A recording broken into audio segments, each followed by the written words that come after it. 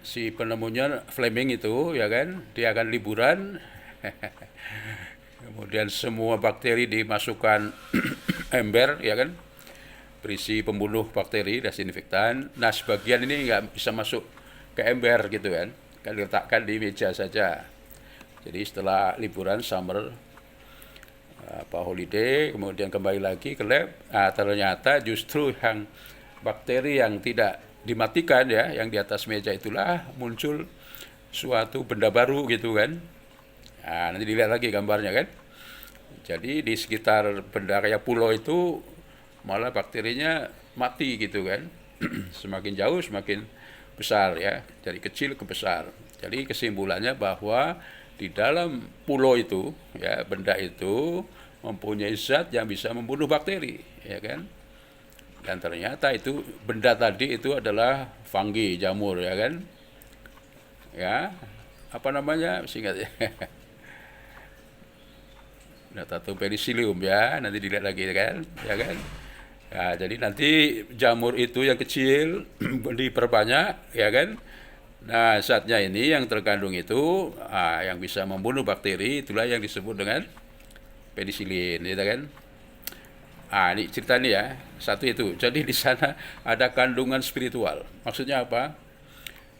Jadi orang ini kalau sudah bekerja bersungguh-sungguh, ya kan, kemudian nanti Tuhan ada rasa kasihan ya kan, maka diberikan apa yang diinginkannya. Itu ya. Mungkin sudah pernah saya kuliah itu, hidup itu ya, apalagi yang muda ini, itu kuncinya adalah apa? A B C D. Pernah ingat? A B C D, ya kan? Ingat ya. C adalah cita-cita, D doa. Ini penting ini, cita-cita dan doa. Yang bagus dong cita-citanya ya, sebaik mungkin. Jadi cita-citanya si Fleming ini, dia pengen banget punya apa namanya suatu obat yang bisa membunuh bakteri ya kan. Dan itu ditemukan malah dikala dia malahan sedang berlibur gitu. Jadi pentingnya cita-cita. Nah apalagi kalau Anda ini seorang muslim, tambah doa ya kan, cita-cita dan doa ya kan. Nah itu ingat ya. Jadi A B C D, C D-nya cita-cita dan doa. Nah AB-nya apa? B-nya adalah ya, kalau Anda belajar, kalau sudah bekerja, bekerja. B ya kan, belajar bekerja dengan sungguh-sungguh. Itu kan ya. Jadi kalau bekerja sungguh-sungguh, ikhtiar namanya, doa, cita-cita, kurang satu saja. A, A, B, C, D kan. Nah, A-nya ini bisa antusiasme, ya kan, gabungan antara sungguh-sungguh dan senang hati. Ya. Jadi kalau saya bilang kesuksesan itu minimal 3S. Apa itu 3S? Sungguh-sungguh, serius, ya kan, semangat. Ya, S yang kedua adalah senang hati. Ya, apapun kalau Anda bekerja dengan senang hati, ada pengaruhnya tentu saja, ya kan? Lebih bersemangat, ya kan? S yang ketiga adalah spiritual. Doa tadi, ya kan? Doa tambah lagi sedekah. Nah, sedekah ya semampu kita apa, pokoknya bisa menolong orang lain. Itu kan. 3S ini yang penting. Kalau sudah lanjut lagi, tambah 2S lagi. Nah, ini nanti masuk di dalam revolusi 4.0. Jadi bisa membalik suasana Anda ini juga. Selain 3S, ingat-ingat tambah 2S lagi. Ya, apa itu 2S lagi? S yang pertama adalah ya silaturahmi. Ya. Jadi kalau dalam bahasa Inggris itu ada 5C gitu kan, ya kan? Ada critical thinking, creativity, ya, kemudian ini communication. Komunikasi Anda diperbaiki, silaturahmi, ya kan? Kalau sudah cita-cita besar, maka di sanalah faktor bahasa menjadi penting, ya kan? Utamanya bahasa Inggris. Ya, tentu saja kalau tujuan akhirat, bahasa Arabnya harus juga dipelajari kan? Komunikasi baik dengan Tuhan maupun dengan sesama, itu kan. S itu tadi ya kan, silaturahmi. Nanti di dalam waktu silaturahmi itu ada 5 juga ya.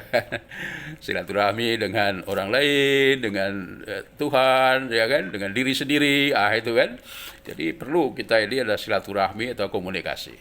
S yang terakhir adalah apa?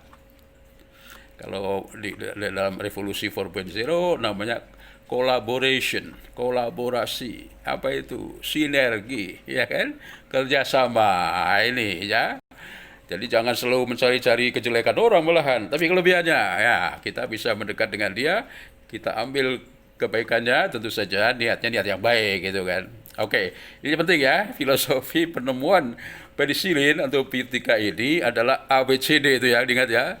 Kemudian ditambah lagi tadi apa? 3S boleh, 5S boleh, ya kan?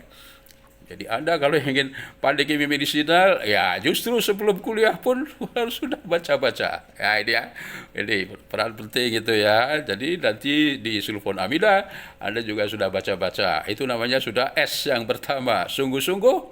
Dan insya Allah semakin Anda mencintai ilmu, maka menjadi senang, ya kan? Seperti Anda belajar Al-Quran, semakin banyak hafal, semakin senang, ya kan? Apalagi dengan tajwidnya yang bacanya dengan baik, maka Anda mengerjakannya ya, kemudian dengan sungguh-sungguh, artinya menjadi senang hati karena hafal, ya kan? Mendapat ridho Allah, ganjaran, kan begitu ya? Jadi sudah dipraktikkan nanti. Ini yang penting tadi ya. Jadi dengan penemuan antibiotika penisilin itu yang tidak diduga-duga, tak disangka-sangka. Ini kan dalam surat apa? Rezeki tidak disangka-sangka. Surat mana? At atau lak ya? Betul nggak? Ya nggak? Rezeki tak disangka-sangka. Jadi hubungannya tadi spiritual, sungguh-sungguh dengan senang hati. Jadi nanti setiap kuliah Anda harus siap bertanya gitu kan. Saya bingung malah dari mana. Jadi poin-poinnya tadi ya untuk antibiotika itu ya kan. Nah, yang penting lagi adalah kurang berapa menit ya, 10 menit ya. Antibiotika tadi dia mempunyai sejarah panjang di mana dia ambil contoh ya, manfaat dari antibiotika. Dikala ditemukan itu sekitar Perang Dunia Kedua, ya kan, peperangan di situ kan, dan teknologi belum begitu maju. Nah ini ada seorang suster ya kan, yang menangani apa namanya orang-orang perang, tapi dia ada masalah tersendiri, yaitu apa dia kalau nggak salah mengandung ya kan, kemudian melahirkan, kemudian terjadi infeksi, ya. Nah, karena belum ada obat, maka ini antibiotik yang pertama dicoba pada dia, ya kan? Coba ini untuk membunuh apa infeksi ya, bakteri, gitu kan? Sudah habis obatnya, masih belum sembuh, sudah hampir baik. Maka oleh dokter, ini gunanya berpikir kreatif di situ.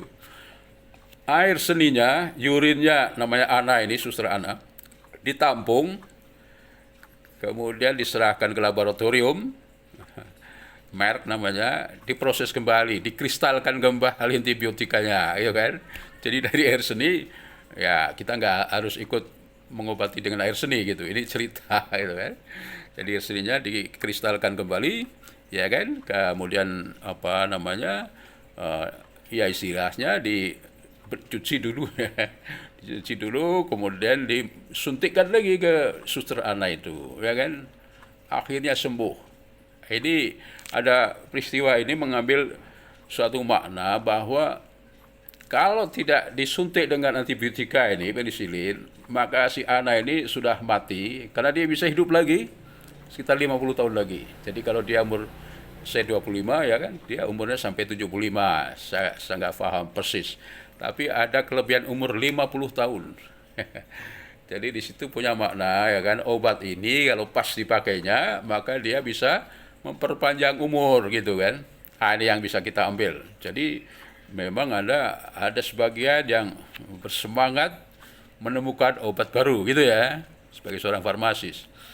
Jadi Anda bekerja pada nanti di fitofarmaka atau di sintesis obat, adalah cita-cita begitu ya kan, karena akan menolong banyak orang yang bisa istilahnya menghidupkan orang yang harusnya mati kemudian bisa hidup lagi. Nah sekarang ini Pak Kuswadi ini juga masa COVID ini, saya coba membuat suatu senyawa baru dengan menggabungkan dua senyawa alam yang murni ya kan, dikonjugasi namanya, dikawinkan menjadi satu, dua menjadi satu.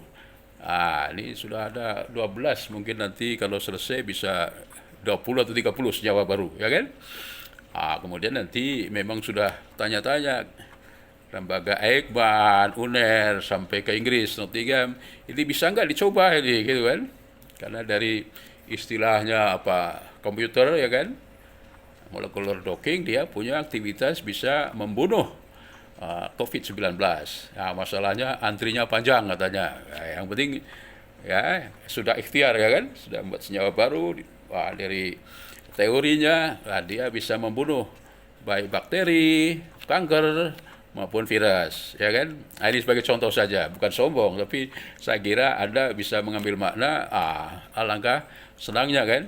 Di samping saya juga mengambil ekstrak macam-macam tanaman, ya kan, untuk segala macam penyakit, ya kan, dan kecantikan, ya kan? Ini yang sudah dipatenkan dan pabrik sebenarnya mengharapkan itu obat luar yang lebih aman ya. Jadi Anda ini bisa mandiri gitu kan. Jadi misalnya obat jerawat, penyembuh luka, ini dari tanaman bagus itu kan. Ini pabrik kayak Indofarma, Air Mancur, senang sekali itu kan. Ini juga menjadi ide Anda ya kan. Jadi apa yang bisa Anda kerjakan ya kan, baik yang mudah dengan dari ekstrak tanaman maupun tadi saya dengan coba sintesis gitu kan. Ini. Jadi ada yang nanya ini soalnya. Ya. Oke, itu penting ya. Ide-ide seperti itu menjadi penting.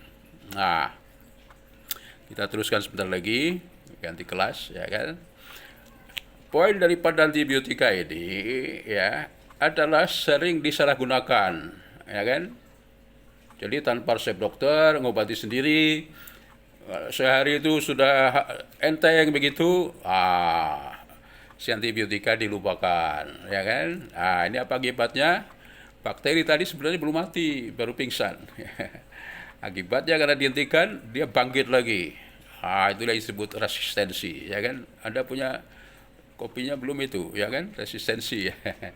Antibiotika. Ini yang bahaya, ya kan? Kalau sudah resisten, maka walaupun orang sakit dikasih antibiotika itu, bakterinya ini nggak mati. Ini kan bahaya, ya kan? Kalau infeksi, bakterinya resisten. Ini menjadi banyak hal. Nggak bisa sembuh, ya kan? Menjadi lama di rumah sakit, biayanya mahal, merepotkan, mati juga, gitu loh. Ini poinnya ya. Jadi sekarang sudah mulai ketat, terutama di Jawa ini, maka antibiotika boleh dibeli dengan resep dokter, ya kan? Ini sudah terjadi puluhan tahun yang lalu di luar negeri kan begitu. Ya, jadi di sana ada segi mendorong kita ya kan untuk menemukan antibiotika baru ya kan. Nah, terserah mau dari tanaman boleh, dari sintesis boleh ya kan. Ya, yang sisi yang lain adalah menjaga supaya ya kan tidak terjadi resistensi bakteri di masyarakat begitu kan, harus hati-hati betul gitu kan. Kalau Anda jangan beri contoh, yang beri contoh malah farmasi dan mahasiswa kedokteran ini kan. Jadi minum antibiotika ambil sendiri zaman dulu ya, kemudian nanti 2 hari selesai ya sudah, lupakan yang lain. Ini ya, jadi ada pendidikan di situ ya, mencontohkan pendidikan ya kan.